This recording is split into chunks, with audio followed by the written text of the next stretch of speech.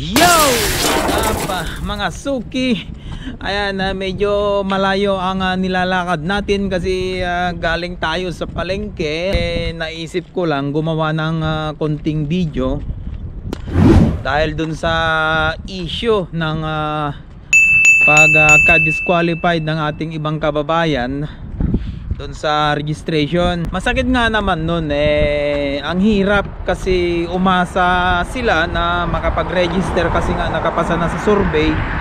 Kasi kahit sino naman na mangyari ng ganun, masakit tanggapin kasi umasa ka, nag-aaral ka, yung iba nag-resign sa trabaho, yung iba naman gumastos, talagang nagpursige, tinutukan ng pag-aaral sa Korean language. Tapos pagdating ng registration, ganun lang yung mangyari. Hati ang opinion ng tao kung bakit anong ginawa nung iba na napunta sa Tulfo office. Kung tutusin, maganda yung ginawa nila kasi nga para malaman kung ano ba talaga yung rason. Pero kung i-analyze mo yung video nila, okay yung pagpunta nila, pagsumbong, pero yung sumbong medyo may mali doon sa sinabi nila doon sa opisina. Kasi ang isang sinabi doon is malaki na raw yung ginastos nila, yung iba nag-resign sa trabaho, yung iba nag-focus na talaga doon sa pag-aaral. Ang masasabi ko lang doon, hindi sana ganon ang pagsabi kasi nga wala namang sinabi sa POEA, wala namang sinabi sa advisory na kailangan mong mag-aral, kailangan mong mag-enroll, kailangan mong mag-resign, or kailangan mong ganito ang gawin mo. Ang requirements lang doon naman is makapasa tayo ng exam para makapag-apply ng Korea. Pilipinas lang ang hindi mandatory ang pag-aaral ng Korean language. Alam nyo ba yon? Tayo lang ang exempted sa pag-aaral ng Korean language para makapunta dito sa South Korea. Ang ibang bansa is na gumugugol sila ng 6 hanggang 1 taon na mag-aaral. Hindi ko sinabing mali yung pagsumbong nila. Tama yon kasi dapat naman kailangan malaman ang bawat isa na kung bakit na disqualified sila, kasi wala nga talagang direkta na sinasabi ng direkta na sagot galing POEA kung bakit ganun yung nangyari. Pero dapat sana bawat aplikante dapat intindihin natin kung paano ba ang proseso ng pagpunta sa Korea. Ang Pilipinas lamang ang bukod tanging nag-iisang bansa na hindi mandatory ang pag-aaral ng Korean language. Basta maipasa mo ang exam, makapasa sa skill test, ay maaari ka nang makasali sa roster. Pero alam nyo ba ang ibang bansa tulad ng Uzbek, Pakistan, Cambodia, Myanmar, Vietnam ay kailangan nila mag-aral ng 6 na buwan hanggang 1 taon para makasali sa roster. Alam nyo ba yon? Paano kung ganun ang gawin sa Pilipinas? Di mas lalo na yung reklamo ng mga ibang aplikante na kababayan natin. Paano kung i-record nila na mag-aral tayo ng 6 na buwan? Di ba napakalaking gastos na doon? Mag-aral ka ng 6 na buwan hanggang 1 taon tapos ma-disqualified ka lang sa registration. Di ba mas lalo na tayong mapahirapan sa ganong patakaran? Kasi online ang proseso, di ba? So, ang sisihin natin dito is internet. Dito nga sa Korea ang tinaguri ang pinakamabilis na internet speed sa atin sa buong mundo. Korea na ang pinakamabilis, pero alam nyo ba ang registration ng topic dito ay nagkakaroon din ng shutdown ng sawang website nila kapag registration ng topic. Sa nangyaring ito ay dapat sana sa mga Korean language center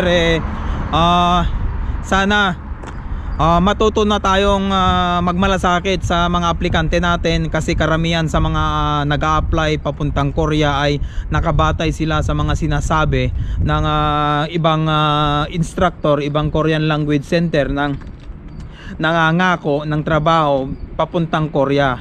Kasi ang iba kasi ganun ang pagkaintindi na once na nag-aral ka, nag-enroll ka, namumulaklak yung mga sinasabi ng mga ibang nag-o-orient tungkol sa sahod, tungkol sa kagandahan ng Korea, tungkol sa mga trabaho na napakagandang, mga napakalaking benepisyo papunta ng Korea.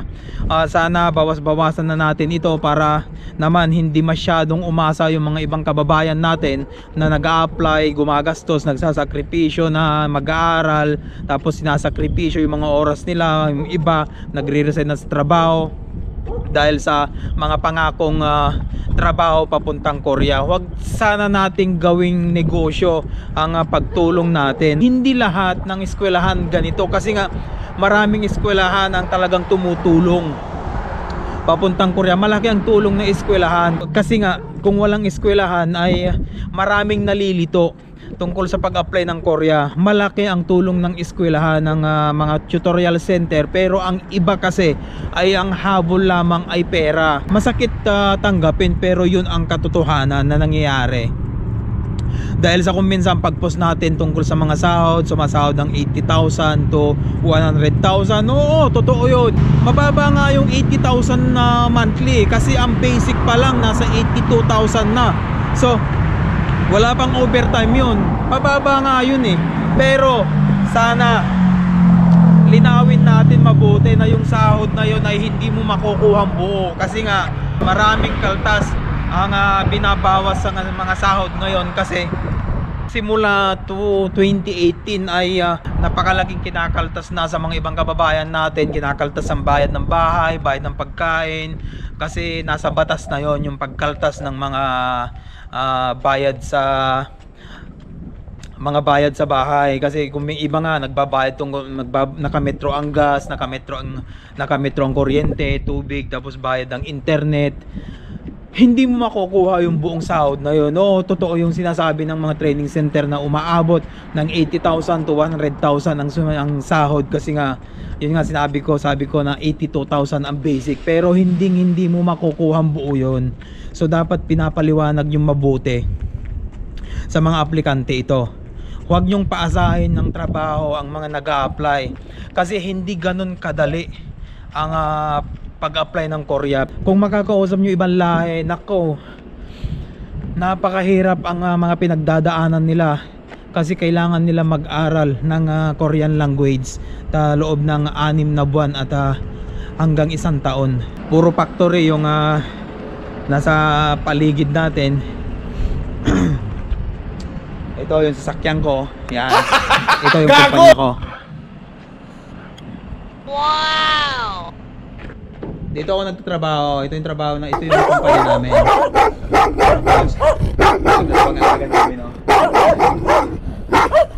So dito ako nakatira sa taas.